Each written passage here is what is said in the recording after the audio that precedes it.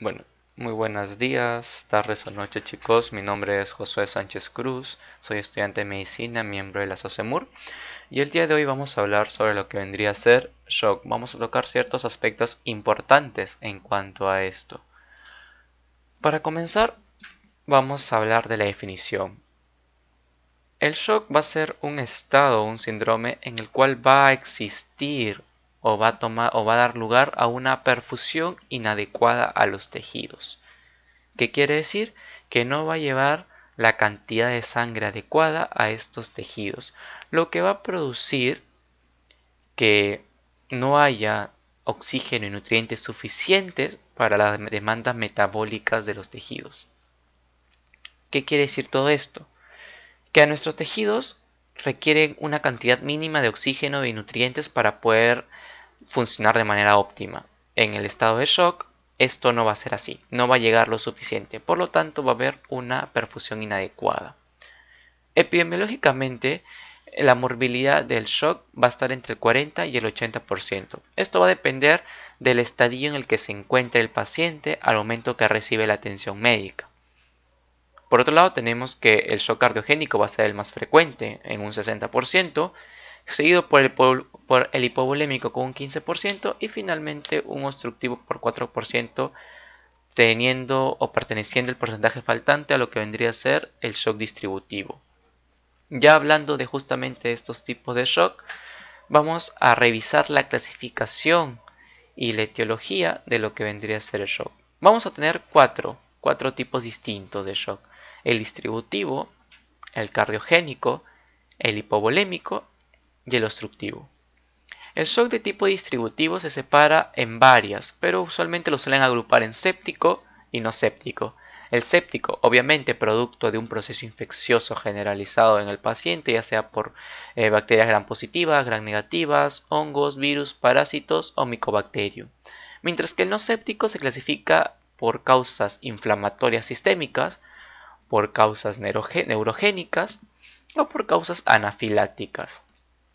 Luego tenemos el shock cardiogénico, que se divide a su vez en tres: en causas cardiomiopáticas, como vendría a ser el infarto agudo del miocardio, que es la causa más común de un shock cardiogénico, una miocarditis o incluso un infarto severo del ventrículo derecho, entre otras, como está la insuficiencia cardíaca grave. En causas arritmogénicas tenemos la taquicardia y bradicardia, y en causas mecánicas tenemos lo que son las insuficiencias y estenosis valvulares y las rupturas valvulares. Aquí el shock cardiogénico, como les comentaba, lo más importante es la etiología de infarto agudo de miocardio, que es la causa más frecuente de este tipo de shock. Luego tenemos el shock hipovolémico, que bueno, el más común es de tipo hemorrágico, ya sea por un trauma o ya sea por pérdidas gastrointestinales, una hemorragia gastrointestinal alta o una hemorragia gastrointestinal baja. Y tenemos las causas no hemorrágicas, que están las pérdidas gastrointestinales. Por pérdidas gastrointestinales nos referimos a vómitos o diarrea en el paciente. También está por pérdidas por la piel, lo cual conlleva a un estado de deshidratación severa al paciente, e incluso el paciente quemado también puede producir un shock hipovolémico. Y la cuarta clasificación de lo que vendría a ser el shock tenemos de causa obstructiva. De causa obstructiva tenemos por causas vasculares pulmonares, como vendría a ser la hipertensión pulmonar grave, una embolia pulmonar, una embolia venosa severa, o por causas mecánicas como un hemotoras o hemotoras a tensión y un taponamiento cardíaco.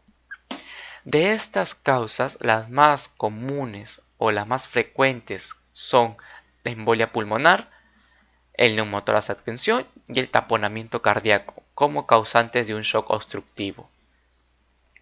Ahora vamos a continuar describiendo lo que vendría a ser un poco la fisiopatología del shock. Sabemos que son cuatro tipos de shock.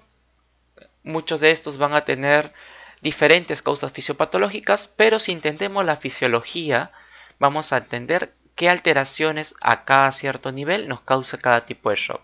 Por ejemplo, vamos a comenzar hablando de lo que vendría a ser la perfusión. Esta perfusión tisular, que es la deficiente en el shock, va a estar gobernada por dos cosas: el gasto cardíaco y la resistencia vascular periférica. Estos dos variables fisiológicas van a ser las que van a hacer que se cause una correcta perfusión tisular. Ahora, sabemos que cada una tiene por separado sus componentes. El gasto cardíaco, que también es conocido como el volumen por minuto, depende ¿de qué? Del volumen sistólico por la frecuencia cardíaca.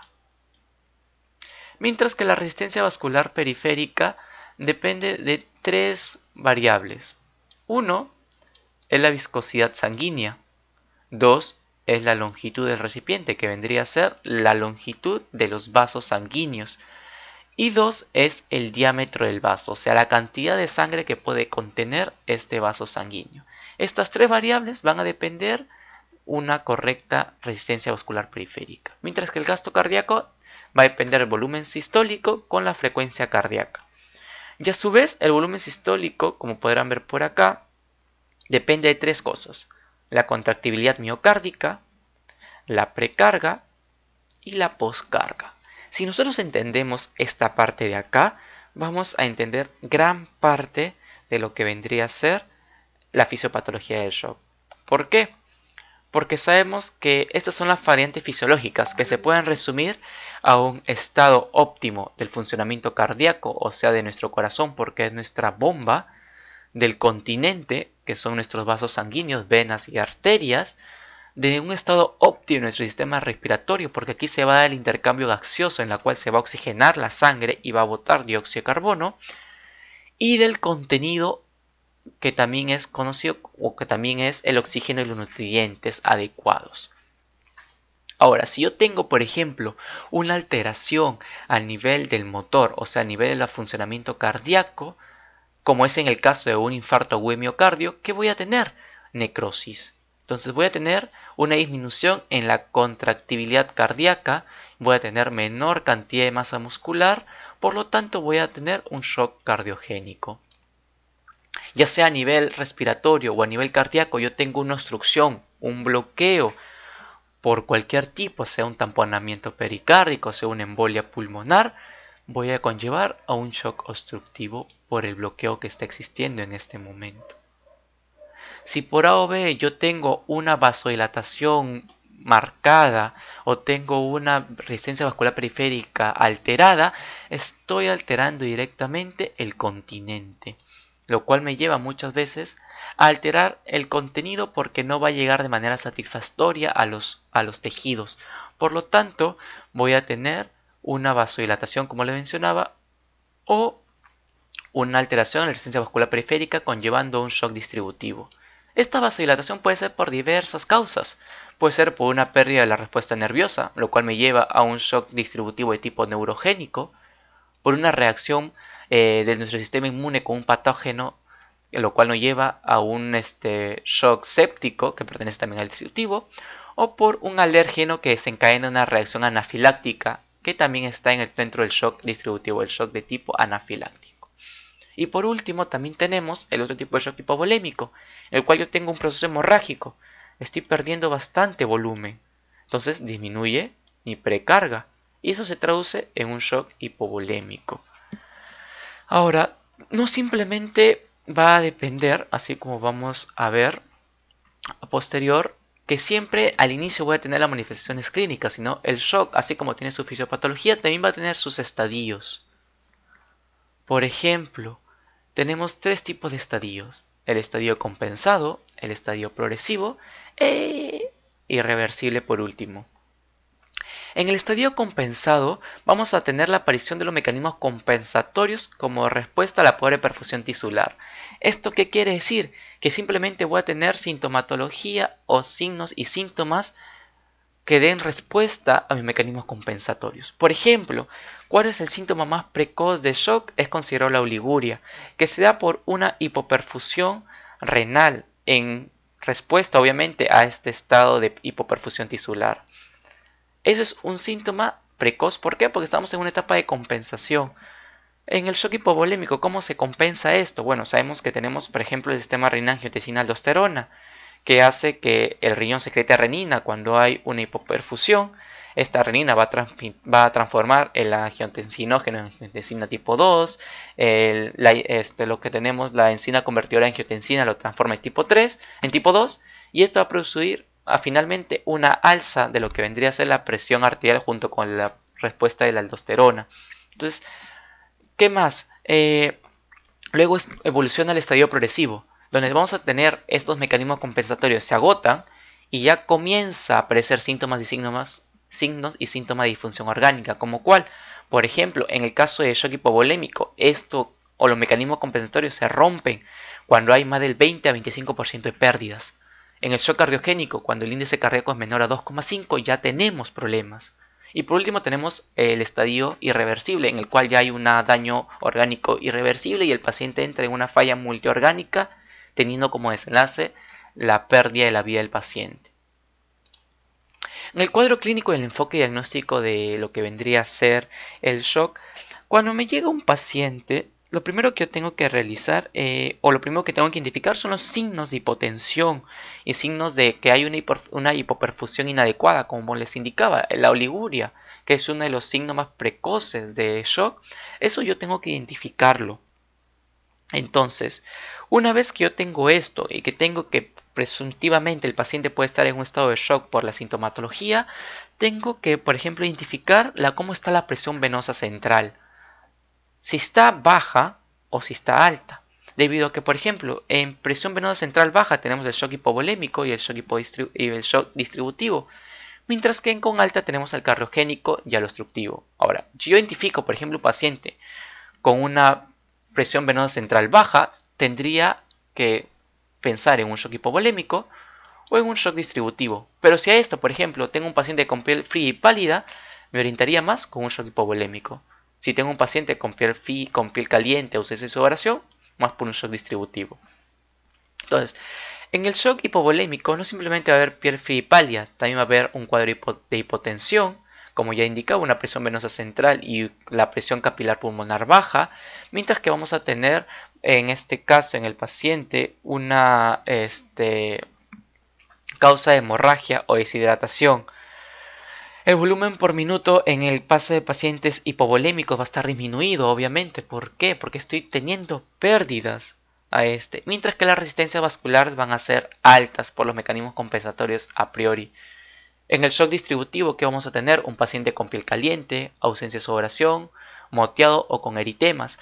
Más características clínicas del shock distributivo va a depender de qué tipo. Por ejemplo, en un shock séptico vamos a indicar o vamos a encontrar falla multiorgánica o hipertermia por el producto del proceso infeccioso. Mientras que en un shock neurogénico sabemos que hay una falta de un estímulo simpático. Por lo tanto, ¿qué podemos encontrar? Hipotermia, bradipnia, patrones respiratorios anormales. ¿Por qué? Porque hay una depresión del sistema simpático. En un shock anafiláctico vamos a encontrar edema generalizado producto del proceso anafiláctico que está pasando el paciente, y la velocidad de instauración va a depender de qué tan rápido vamos a presentar la sintomatología.